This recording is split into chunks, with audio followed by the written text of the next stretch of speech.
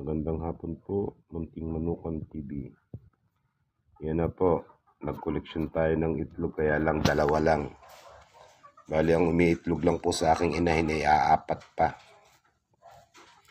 Nag-start po ako ng collection November 30. Ngayon po ay 6. Yan po, minartingan ko po ng lapis. Malinis po yung itlog, then babalutin po natin ito sa papel. Then ilalagay po natin ito doon sa rep, sa pinakailalim sa lagayan po ng gulay.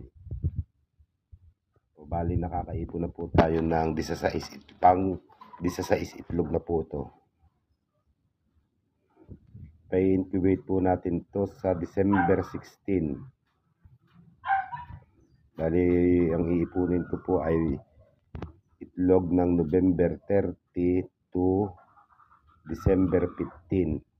Pa-incubate po natin po ng December 16 at magiging sisiw po January 6 or 7. Yan po, Munting Manukan TV. Kailangan po malinis at saka lapis lang yung pang marking. Salamat po mga idol. Thank you sa panonood.